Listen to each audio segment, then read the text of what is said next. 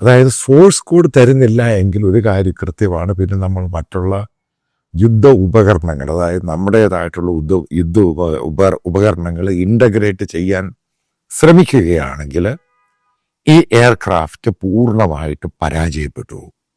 ഇതാണ് അതിൻ്റെ ബേസിക് ആയിട്ടുള്ള കാര്യങ്ങൾ. ഞാൻ ചില സീനിയർ ആയിട്ടുള്ള സ്ട്രാറ്റജിക് എയർഫോഴ്സിൻ്റെ പഴയ ഓഫീസേഴ്സിനോടൊക്കെ ചോദിച്ചു കഴിഞ്ഞപ്പോൾ ഇവരൊക്കെ ഫൈറ്റർ എയർക്രാഫ്റ്റ് നേരത്തെ ഫ്ലൈ ചെയ്തവന് ഫ്രാൻസിൻ്റെ തന്നെ മിറാഷ് ആണെങ്കിലും അതേപോലെ തന്നെ ജഗ്വാർ നേരത്തെ ബ്രിട്ടൻ്റെ ആയിരുന്നു, പിന്നീട് അത് ഡസോൾട്ട് ഏവിയേഷൻ ഫ്രഞ്ച് കമ്പനി അത് വാങ്ങുകയായിരുന്നു.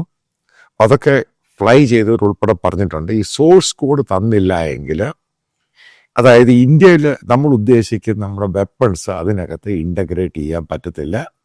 അപ്പോൾ ഒരു ഉദാഹരണം ഞാൻ പറയാം. അപ്പം നിങ്ങൾക്ക് അത് ഈ ഉദാഹരണം പറഞ്ഞു കഴിയുമ്പോഴാണ് നിങ്ങൾക്കത് കൃത്യമായിട്ട് പിടികിട്ടുന്നത് എന്താണ് ഈ സോഴ്സ് കോഡ് എന്നുള്ള യഥാർത്ഥ സംഭവം.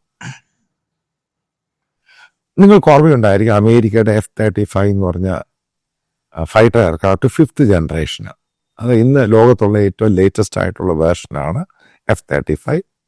അത് ഫ്ലൈയിങ് സൂപ്പർ കമ്പ്യൂട്ടർ എന്നാണ് ഇതിനെപ്പറ്റി പറയുന്നത്. അത് തിരുവനന്തപുരത്ത് ബ്രിട്ടൻ്റെ, അതായത് ഒരു പടക്കപ്പൽ, ഒരു ഫൈറ്റർ കാരിയർ, അതായത് പോയ സമയത്ത്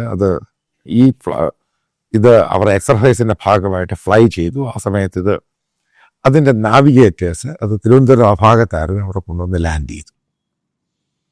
അതിനുശേഷം നിങ്ങൾ ശ്രദ്ധിക്കുക, ആ എയർക്രാഫ്റ്റ് അവിടെ ഏകദേശം 25-30 ദിവസം എങ്ങാണ്ടാണ് എയർക്രാഫ്റ്റ് അവിടെ കിടന്നത്. പെട്ടെന്ന് ഈ പറയുന്ന ഈ വിമാനവാഹിനി അതിൻ്റെ അകത്തുള്ള എഞ്ചിനീയേഴ്സ് വരുന്നു. അതിനുശേഷം ലണ്ടനിൽ നിന്നും ഈ ഫൈറ്ററിൻ്റെ എക്കോസിസ്റ്റം ഉണ്ടാക്കിയിട്ടുള്ള അതിനെ സർവീസ് ചെയ്യുന്ന എഞ്ചിനീയേഴ്സ് ട്രിവാൻഡ്രത്ത് വരുന്നു. എന്നിട്ട് സംഭവം നടക്കുന്നില്ല. പിന്നീട് നിങ്ങൾക്ക് ഓർമ്മയുണ്ടായിരിക്കും ആ സമയത്തൊന്നും ഈ ഫൈറ്റർ എയർക്രാഫ്റ്റ് റൺവേയുടെ സൈഡിലോട്ട് മാറ്റിയിട്ടേക്കുവാണ്. അതവർ എയർക്രാഫ്റ്റ് ഇട്ടിരിക്കുന്ന ആങ്കറിലോട്ട് പോലും മാറ്റാൻ അത് സമ്മതിച്ചില്ല.